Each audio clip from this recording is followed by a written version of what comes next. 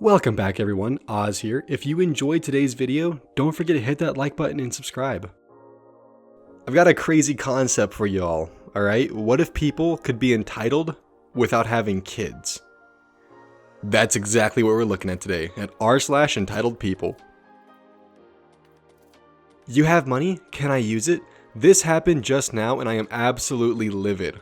I just got my first bank account opened, had to get my debit card ordered in the mail. I had put a small amount of money on my card to free up space in my wallet since I tend to make online purchases and rarely leave my house to go into town for only a few minutes. I was notified in my email that my bank card has arrived at the house, so I checked the mail. I don't really check what's in my hand until I get back up to the house. So when I walked inside, I found that my checks, which are specific to me, were cut out of the plastic and half were missing. I also noticed the envelope where my card should have been was missing. I knew immediately who took it. Our next door neighbors are the definition of white trash. Drugs, filthy looking, heads far up their asses. I go next door and was all polite at first until I saw my debit card on their table beside their door. Big embossed letters that has my name. I asked them why they have my card. "Oh, well, you make so much money and I know you're a caring person. Surely you let us have this so we can pay for groceries." "Ma'am, that's my card for one. 2, I never said you could use it. 3, did you ever see me leave my damn house?" "But my husband lost his leg in a car wreck." "I know about that and I gave you produce that I grew in my backyard as a way to help out. I never gave you money. Look, just give me back my card and there'll be no problems." "But we need the money." "Not my problem." I took my card and went back to my house, and my bank just called saying I was already $80 overdrafted. I asked them what was paid for and that only $45 should have been taken out for the money that I had put in there since I was repaying my mom for using her card to order a couple of gifts before mine came in. They told me that there was a purchase order on my account for a TV. I'm a smart shopper. I searched for details, but I didn't need a TV. I have a new one right now, and my aunt is giving me a bigger one that's new as well. I asked them to cancel the order if they can, so that my money goes back into my account since I did not authorize the purchase. I'm going to call the police on this matter since they had literally stolen a card and used money on it. I was going to be nice about it, but no. Don't take the money I earned. I would have been nice and ordered them some groceries or even given them some of the groceries I don't use or eat, but instead they ordered a goddamn TV. The last I checked, that wasn't edible. Update, the cops just came and asked what happened and I explained it while showing proof of my identity and that it was my card. Let's just say the neighbors aren't going to be bothering me or stealing my shit for a while. They racked up 2 felonies, identity theft, and tampering with the US postal system. Bravo. Entitled classmate eats nuts during class despite my deathly nut allergy and refuses to stop. This may be a bit of a long one as I tend to digress a bit. So as the title states, I have a life-threatening allergy to nuts. Insert all jokes about me not able to have sex because I'm allergic to nuts. What kind of friends do you have? I could go into anaphylactic shock and potentially die if I am in the same room as nuts and breathe in their scent. It can make life difficult at times such as this. It is my first class in the new semester and I don't know anyone yet. I tend to be a very timid person and have severe anxiety issues, so standing up for myself can be really difficult. This is kind of important for later. The teacher has been teaching for about 10 or 15 minutes when a harried looking student stumbles in and quickly but not very quietly takes a spare seat beside me. She will be known as EC, Entitled Classmate. The teacher assigns us some work based on a handout and we all start working and chatting with each other. It's at this point where the teacher has stopped talking and is only paying semi-attention to the class that Entitled Classmate takes out a container and opens it up. I notice that one of the compartments is full of nuts and start hearing alarm bells in my head. "Excuse me, can you not eat those? I'm allergic." "Well, you're not eating them." Trying to grasp how this entitled classmate doesn't seem to know that allergies can be set off by being around the trigger. "No, but being around them could get me really sick, so..." "You have an EpiPen, right? Just use that." Let me clarify that using an EpiPen will still require getting to the hospital and being very, very sick for the next little while, if I don't end up dead. "Yeah, but I'll still have to go to the hospital and I could die, so could you please eat those later?" I haven't eaten all day and I'm starving. I have a friend with allergies and it's not as bad as you say it is. You're just being overly dramatic. I was dumbfounded. This was the first time I'd encountered someone who wasn't immediately understanding and didn't take me seriously. I was getting anxious at that point and didn't want to keep arguing.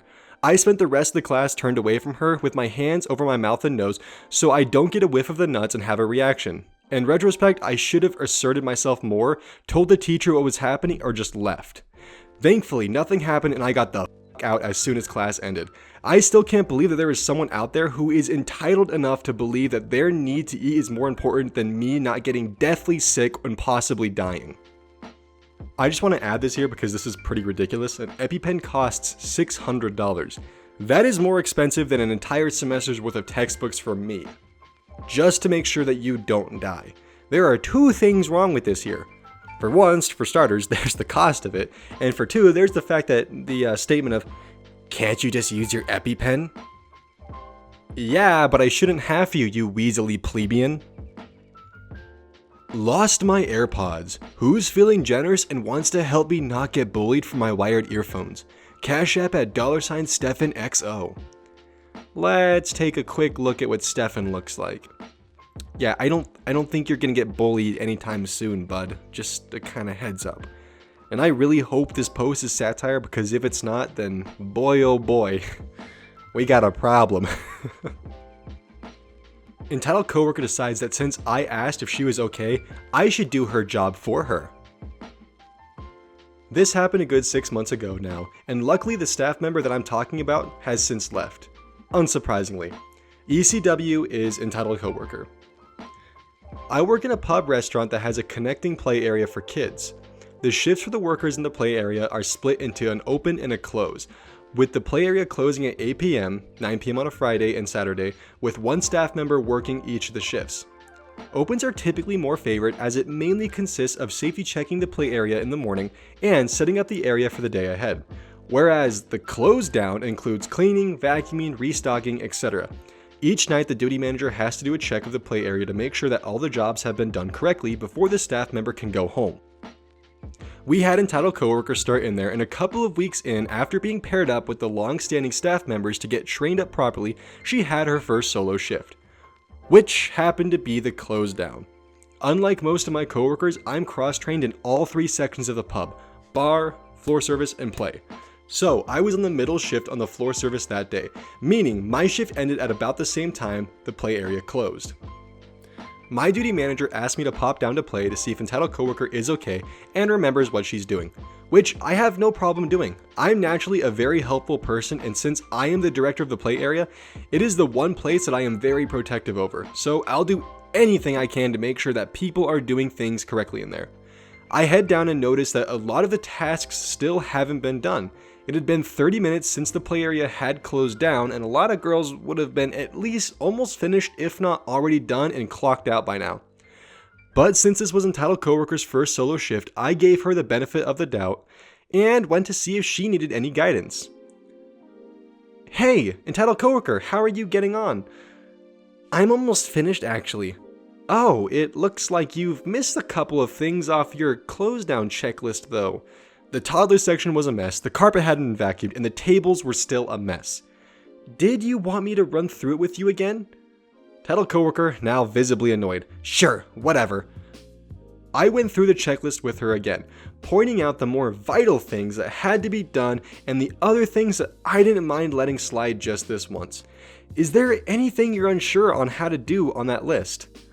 What do you mean tidy the toddlers area? I've never been shown how to do that, so how do you expect me to do it correctly?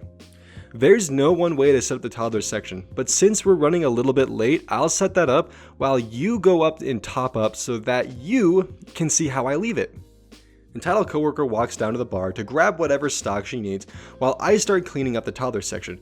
It takes me literally 2 minutes. All that needs to be done is tidy up the stray blocks and clear out any debris left by any kids. I wait until she's finished putting her stock away before talking to her again. This is how the toddler section should look. Like I said, it just needs to be tidied up. Is there anything else that you're unsure of? Can you vacuum for me? This threw me a little off guard. I asked if there was anything she wasn't sure of, not if she wanted me to do anything else for her. I was clocked out at this point and already stayed 15 minutes with her to help her. Not that big of a deal, but doing an 11-hour day and still having to stay and work unpaid makes you a little cranky, especially when it's not your tasks for the day. Do you know how to vacuum? Well, yeah, but I thought you could do it. I'm tired and want to go home. So you want me to stay even longer than I already have done to finish off your job for you. Well, it is my first shift alone, and since I've done practically most of the close down already, can't you just finish it off for me? Entitled coworker, I've been here since 10 a.m. You started at 3 p.m. I should be on my way home by now. I didn't come in here to be your close down. I came in here to make sure you were doing okay, and you've still got a couple more things to do after you have vacuumed the floor. You've had plenty of time having someone help you do the close downs. You have to start doing them alone now, just like the rest of the girls in here do.